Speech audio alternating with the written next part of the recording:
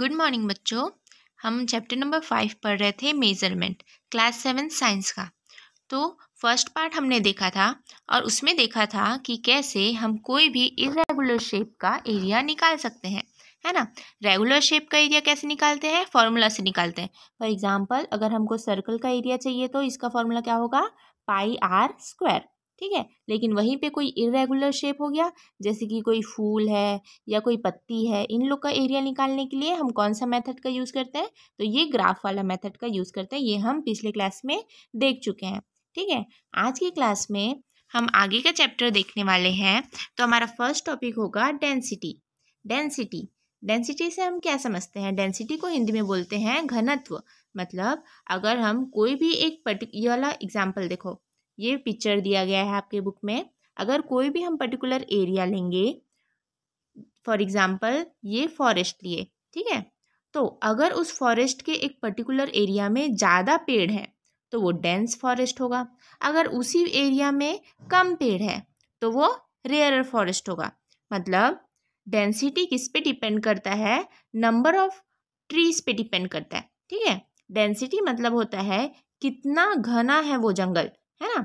अगर ज़्यादा घना है तो वो डेंस फॉरेस्ट, अगर कम घना है तो वो रेयरर फॉरेस्ट, ठीक है।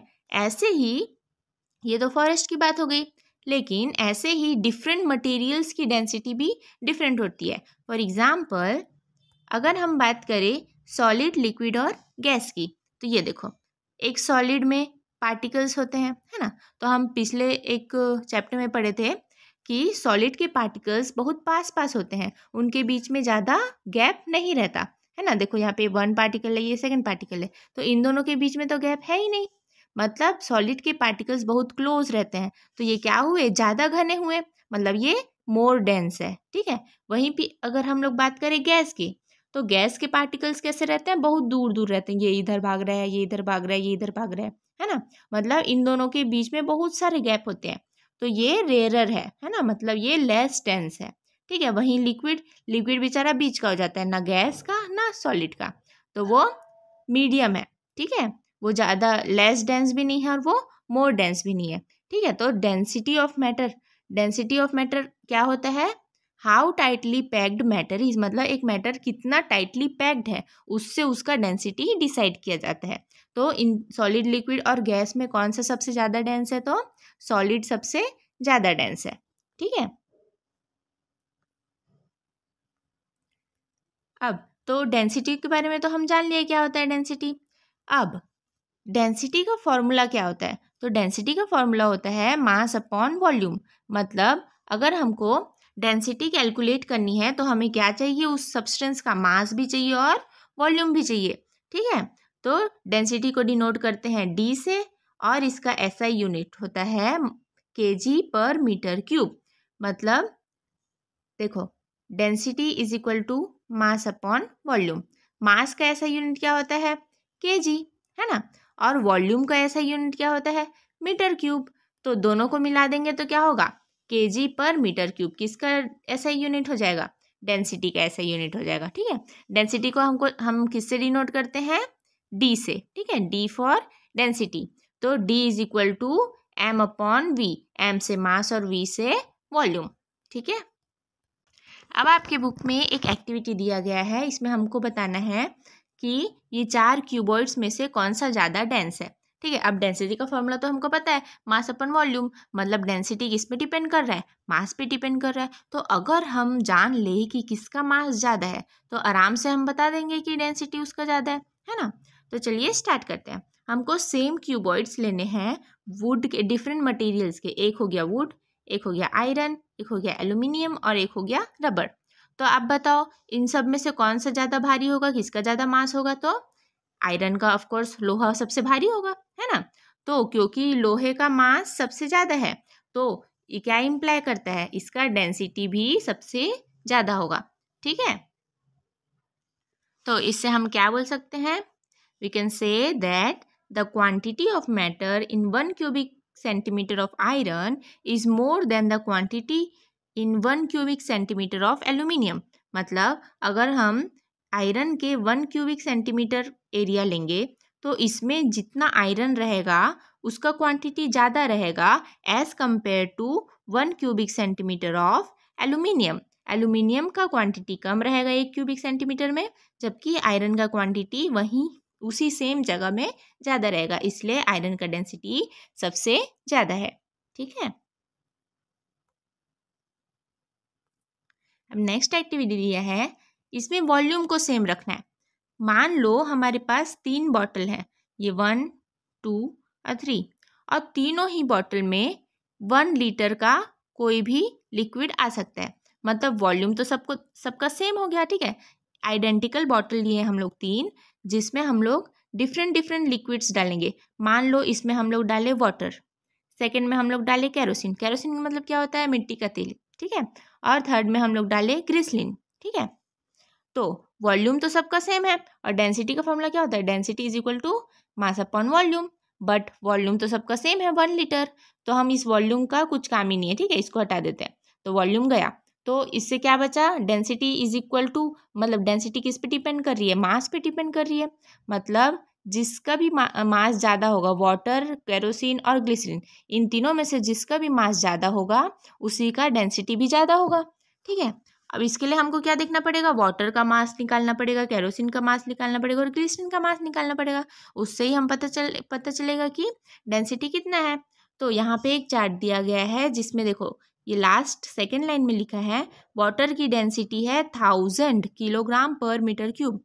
इससे क्या पता चलता है, वाटर का मास भी ज़्यादा है ना। जबकि केरोसिन का कितना है, 800 किलोग्राम पर मीटर क्यूब। मतलब केरोसिन का मास कम है और वाटर का मास ज़्यादा है। ठीक है, मतलब अगर हमको डेंसिटी दिया गया है तो हम उससे उसका मास भी निकाल सकते हैं। ठीक है, रिवर्स कर देंगे, जैसे पिछले वाले में देखे थे मास पता था तो डेंसिटी पता कर लिए, वैसे ही अभी इसमें डेंसिटी दिया गया है तो हम उससे उसका मास भी निकाल सकते हैं।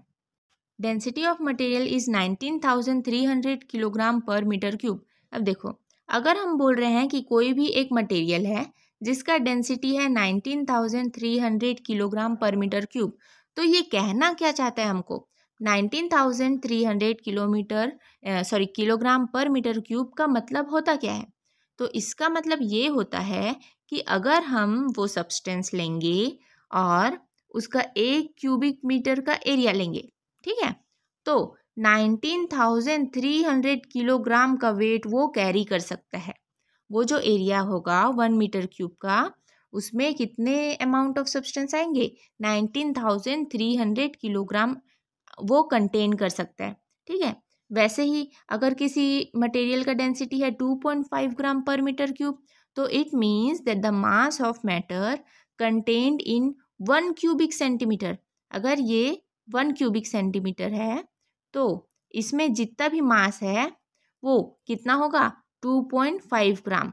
ठीक है, the mass of matter contained in 1 cubic centimetre of substance would be 2.5 ग्राम। ठीक है, तो डेंसिटी का मतलब पता चला आपको, डेंसिटी का फॉर्मूला भी पता चल गया है, और इसका ऐसा यूनिट क्या था, किलोग्राम पर मीटर क्यूब, क्योंकि किलोग्राम किसका ऐसा यूनिट है, मास का, और मीटर क्यूब किसका है, वॉल्यूम का। तो मास अपन वॉल्यूम मतलब किलोग्राम पर मीटर क्यूब। ठीक है, अब नेक्स्ट टॉपिक है एक्यूरेसी ऑफ मेजरमेंट। साइंस के फील्ड में एक्यूरेसी सबसे ज़्यादा इंपॉर्टेंट होता है। कैसे इंपॉर्टेंट होता है, इसको हम एक एग्जाम्पल से समझते हैं। जैसे हमको हमारे घर वाले बोले कि जाओ 10 रुपये का धनिया लेके आना, तो उस 10 रुपये के धनिया में क्या होगा, हो सकता है कि हाफ पाव धनिया आए। ठीक है, हाफ पाव मतलब क्या होता है, 250 ग्राम। ठीक है, तो 250 ग्राम कोरिएंडर लेके आने बोलेंगे, पर हम क्या किए, पूरा 1 kg लेके आ गए घर। अब क्या होगा, घर में तो डांट पड़ेगा, क्योंकि उसका सिर्फ 250 ग्राम ही हम यूज़ कर सकते हैं, बाकी तो वेस्ट चले जाएगा। इससे क्या होगा, पैसे की बर्बादी होगी और हम डांट खाएंगे, सो अलग मार भी पड़ता है किसी किसी को तो घर में, है ना। वैसे ही जब साइंटिस्ट भी कुछ शॉपिंग करने जाते हैं, कुछ परचेज करने जाते हैं, तो उनको भी एक्यूरेट मेजरमेंट चाहिए रहता है। ठीक है, अगर कोई उन लोग केमिकल बना रहे हैं तो उसके कॉन्स्टिट्यूएंट्स का एक्यूरेट मास उनको पता रहना चाहिए, तभी उन लोग उस केमिकल को एक्यूरेटली प्रिपेयर कर पाएंगे। इन द सेम वे अगर कोई रॉकेट बना रहा है, ऑटोमोबाइल इंडस्ट्री में है, तो उसमें भी एक्यूरेसी ऑफ मेजरमेंट बहुत ही ज़्यादा इम्पॉर्टेंट रहती है ना। अगर मान लो हम लोग का घर बनता है तो उसमें क्या होता है, डोर बनता है ना, विंडोज़ बनते हैं। तो इसमें भी अगर मेज़रमेंट पता चला इतना जगह खाली है विंडो के लिए, पर वो कारपेंटर क्या किया, इतना जगह खाली है लेकिन वो इतना छोटा सा विंडो बना दिया, तो ये तो गड़बड़ हो जाएगा, इतना सारा पूरा एरिया तो खाली रह जाएगा, है ना। तो एक्यूरेसी हर जगह इम्पॉर्टेंट है, ठीक है। तो nowadays different parts of machines are produced at different places. अगर कोई एक मशीन बनाना है हमको, मान लो ये मशीन है, तो क्या होता है, उसका इतना पार्ट इंडिया में बन रहा है, इतना पार्ट चाइना में बन रहा है, इतना पार्ट मलेशिया में बन रहा है, और ये तीनों पार्ट कहाँ असेंबल हो रहे हैं, यूएसए में असेंबल हो रहे हैं मान लो। तो क्या होगा, अगर ये तीनों पार्ट एक्यूरेटली नहीं बने तो क्या होगा, उस मशीन में तो फिट ही नहीं हो पाएगा, है ना, तो वो मशीन कुछ काम ही नहीं कर पाएगा। इसलिए एक्यूरेसी बहुत इम्पॉर्टेंट होती है। और ये एक्यूरेसी किस पे डिपेंड करती है, इंस्ट्रूमेंट पे डिपेंड करती है। जो हम इंस्ट्रूमेंट मेज़र करने के लिए यूज़ कर रहे हैं, जैसे लेंथ को मेज़र करने के लिए क्या यूज़ करते थे हम लोग, स्केल यूज़ करते थे ना, मीटर स्केल। तो ये एक्यूरेसी किस पे डिपेंड करती है, वो इंस्ट्रूमेंट्स पे डिपेंड करती है जिसको हम लोग यूज़ करते हैं, ठीक है। थिकनेस को मेज़र करने के लिए क्या यूज़ करते हैं, एक इंस्ट्रूमेंट होता है उसके लिए भी स्पेशल, जिसका नाम है स्क्रू गेज, ठीक है। वैसे ही जब हम गोल्ड, सिल्वर या प्लेटिनम लेते हैं तो भी प्रिसाइज एंड एक्यूरेट मेजरमेंट की ज़रूरत रहती है। अब हम सीखेंगे डिस्टेंस टाइम ग्राफ कैसे बनाते हैं। हम देखते हैं न्यूज़पेपर में, जो सुबह हमारे घर न्यूज़पेपर आता है तो उसमें क्या होता है, बहुत सारे ग्राफ्स बने रहते हैं ना। कुछ अगर हमको टॉपिक कॉन्सेप्ट समझाना चाह रहा है वो न्यूज़पेपर वाला, तो वो ऐसे कोई भी ग्राफ का यूज़ करता है, जो हो सकता है ऐसा बना हो सकता है ऐसे यू में हो, है ना। तो ये ग्राफ कैसे बनते हैं ये आज हम सीखने वाले हैं। तो हमको एक टेबल दिया है, मोशन ऑफ अ कार, इसका हमको डिस्टेंस टाइम ग्राफ बनाना है। तो चलिए स्टार्ट करते हैं। तो सबसे पहले क्या करेंगे, मोशन ऑफ कार दिया, ठीक है, एक तरफ दिया है टाइम, एक तरफ दिया है डिस्टेंस। तो हम क्या करेंगे, सबसे पहले हम एक ग्राफ लेंगे और दो परपेंडिकुलर लाइंस खींचेंगे। फर्स्ट लाइन रिप्रेजेंट कर रहा है डिस्टेंस को, जबकि सेकेंड लाइन रिप्रेजेंट कर रहा है टाइम को। ओ वाई किसको रिप्रेजेंट कर रहा है, डिस्टेंस, और ओ एक्स किसको रिप्रेजेंट कर रहा है, टाइम को रिप्रेजेंट कर रहा है, ठीक है। अब इसमें 0 से लेके 1, ये कितना एक्चुअल डिस्टेंस कितना है इसका, 1 सेंटीमीटर। ये सब पूरे जितने भी बॉक्स है वो 1 सेंटीमीटर स्क्वायर के बॉक्स हैं, ठीक है। अब इसमें क्या करना है हमको, वो जो पीछे चार्ट दिया है ना, जो टेबल दिया है उसको, उसका डेटा इसमें फिल करना है। तो सबसे पहले क्या दिया है उसमें, फर्स्ट वाला है 1 मिनट में कितना जा रहा है वो, 1 किलोमीटर, और 2 मिनट में कितना जा रहा है, 2 किलोमीटर चले जा रहे हैं। तो इसी को हम प्लॉट करते हैं। चलो, 0 में क्या था, 0। अब 1 मिनट में कहाँ तक जा रहा है, 1 किलोमीटर डिस्टेंस जा रहा है, तो यहाँ पे एक पॉइंट लगा देंगे। फिर 2 मिनट में कहाँ तक जा रहा है, 2 किलोमीटर चले गया, तो यहाँ पे। फिर वैसे ही आगे देख के ऐसे ऐसे पूरा उसको प्लॉट कर देंगे। फिर लास्ट में क्या करेंगे, उसको एक लाइन से, स्ट्रेट लाइन से कनेक्ट कर देंगे। इस ऐसे हमको मिल जाएगा डिस्टेंस टाइम ग्राफ। मतलब ये डिस्टेंस टाइम ग्राफ कैसा बना, एक स्ट्रेट लाइन बना। स्ट्रेट लाइन का मतलब क्या हुआ कि वो जो कार है जिसका हम लोग डिस्टेंस टाइम ग्राफ बना रहे हैं, वो एक कांस्टेंट स्पीड में मूव कर रहा है। अगर मान लो यहाँ पे ब्रेकर आ गया, ठीक है, ये 5 मिनट में 5 किलोमीटर तो चले गया था वो, मान लो 5 किलोमीटर बाद एक ब्रेकर आ गया, तो क्या होगा, उसका स्पीड गिर जाएगा, है ना, तो डिस्टेंस भी गिर जाएगा। तो क्या होगा, ये लाइन ये स्ट्रेट नहीं रह के ऐसे नीचे हो जाएगी, फिर ऊपर होगी, फिर नीचे, ठीक है। तो इस ये वाला यहाँ से लेके यहाँ तक क्या दिखा रहा है, इरेगुलर स्पीड दिखा रहा है, जबकि 5 मिनट तक क्या था, वो कांस्टेंट स्पीड पे, यूनिफॉर्म स्पीड पे चल रहा था, ठीक है। तो ऐसे हम डिस्टेंस टाइम ग्राफ को लोकेट कर सकते हैं, बना सकते हैं खुद से, ठीक है। अब दिया है मेजरमेंट ऑफ स्पीड।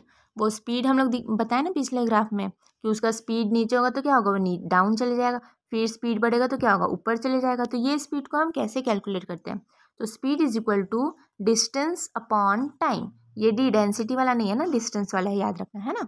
तो डिस्टेंस अपॉन टाइम, तो ये वाला टेबल दिया है, इसमें हमको दिया है डिस्टेंस और दिया है टाइम। तो इसका स्पीड क्या हो जाएगा, डिस्टेंस क्या है 5 और टाइम क्या है 2, तो 5/2 मीटर पर सेकेंड, है ना। इसका ऐसा यूनिट क्या होगा, डिस्टेंस का ऐसा यूनिट होता है मीटर, टाइम का होता है सेकेंड, तो स्पीड का ऐसा यूनिट क्या होगा, मीटर पर सेकेंड, ठीक है। ये टेबल को आप लोग फिल कर लेंगे, है ना। फर्स्ट में क्या आएगा 5/2, सेकेंड में क्या आएगा 10/4, 10/4 मतलब ये भी 5/2, है ना। फिर थर्ड में क्या आएगा 15/8, ठीक है। तो ऐसे इसको आपको फिल करना है। You have learn how to calculate speed, अब आपने कैलकुलेट करना तो सीख गया, ठीक है। There is a meter fitted on the top of a scooter, motorcycle, dashboard of cars, buses etcetera, which is called speedometer. It records the speed directly in kilometre per hour. अगर आपने कभी bike या scooty चलाई होगी तो आपने देखा होगा कि ये मान लो ये हैंडल है, ठीक है। तो यहाँ पे वो जो रहता है ना, इस साइड लाइट लगा रहता है, तो यहाँ पे क्या रहता है स्पीडोमीटर रहता है। जैसे ही हम एक्सीलरेटर बढ़ाएंगे तो क्या होता है, ये वाला स्पीड का मीटर इधर घूमने लगता है, तो ये क्या होता है स्पीडोमीटर। ये किस में स्पीड कैलकुलेट करता है, किलोमीटर पर आवर में स्पीड कैलकुलेट करता है, ठीक है।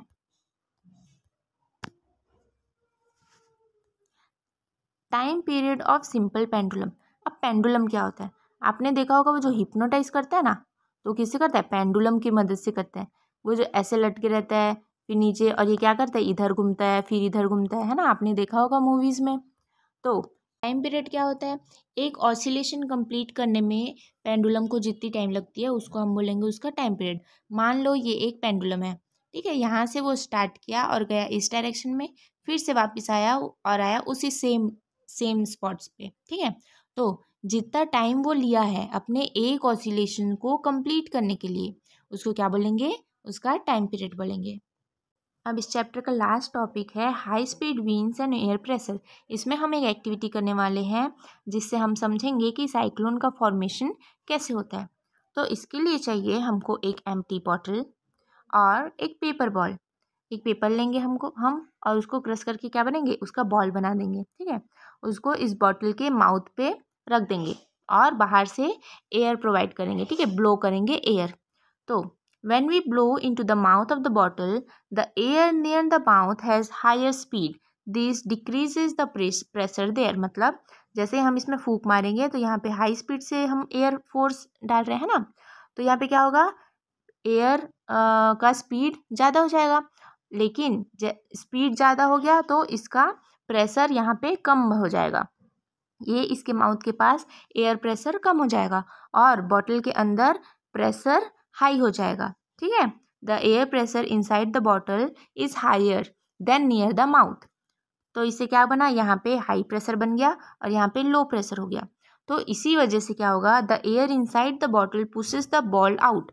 क्योंकि यहाँ पे हाई प्रेशर है और बॉटल के बाहर लो प्रेशर है, इसी वजह से एयर हाई प्रेशर से लो प्रेशर की ओर बहने लगेगी, जिससे क्या होगा, वो पेपर बॉल बाहर की तरफ आ जाएगा, ठीक है। तो इससे हमको क्या पता चला कि जब भी एयर स्पीड मतलब एयर मूव करता है तो वो क्या कैसे मूव करता है, हाई प्रेशर से लो प्रेशर जोन की तरफ मूव करता है। The greater the difference in pressure the faster the air move. मतलब अगर यहाँ पे बहुत ज़्यादा हाई प्रेशर बन गया और यहाँ पे बहुत ज़्यादा लो प्रेशर बन गया तो उतने ही स्पीड से एयर मूव करने लगता है। और इसी एयर की स्पीड से क्या होता है, the formation of low pressure system with very high speed winds revolving around it leads to the cyclone। इसी डिफरेंस की वजह से हाई प्रेशर और लो प्रेशर के डिफरेंस की वजह से क्या बन जाता है, साइक्लोन का फॉर्मेशन हो जाता है, ठीक है। तो आपके इस चैप्टर में इतना ही, मिलेंगे हम आपसे नेक्स्ट चैप्टर में। तब तक के लिए stay tune, bye bye and Jai Hind.